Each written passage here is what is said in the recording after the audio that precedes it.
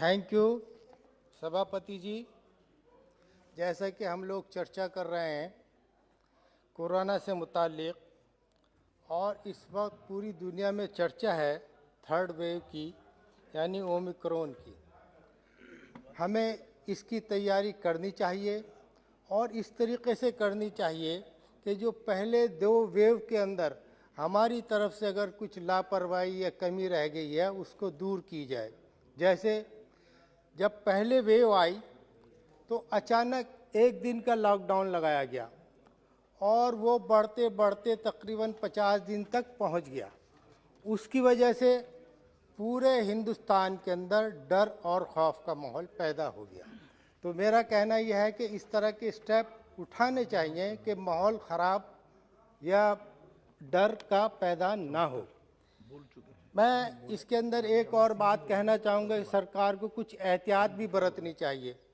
जैसे जब first wave आई तो उसका ज़िम्मेदार तबलीगी जमात को ठहरा दिया गया और दिल्ली के मरकज़ी जो तबलीगी जमात का सेंटर है उसको ठहरा दिया गया, जिसको हाई कोर्ट और सुप्रीम कोर्ट ने कंडम किया।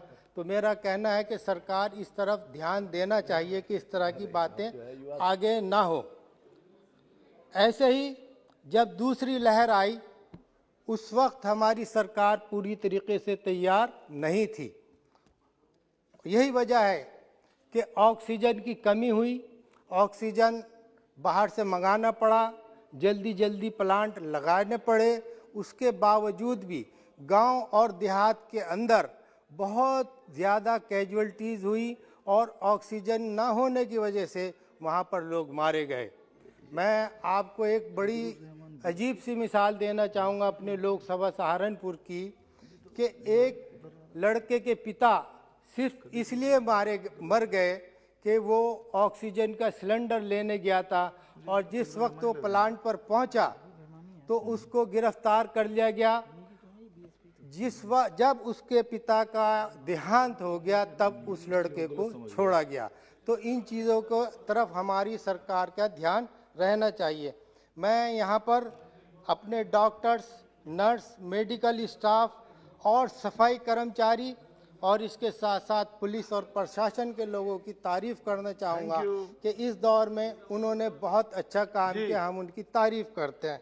लेकिन एक बात यह है कि जो वैक्सीनेशन हो रही है उसका आंकड़ा गिनती में बताया जा रहा है कि कितने करोड़ लोगों को वैक्सीन लग चुकी।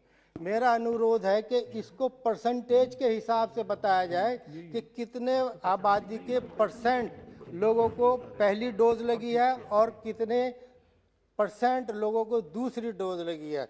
मैं आपका बहुत बहुत शुक्रिया अदा करना चाहता हूँ इस बात के साथ कि इस कोरोना के टाइम में बड़े अस्पतालों ने ऑक्सीजन न होने का बहुत फ़ायदा उठाया।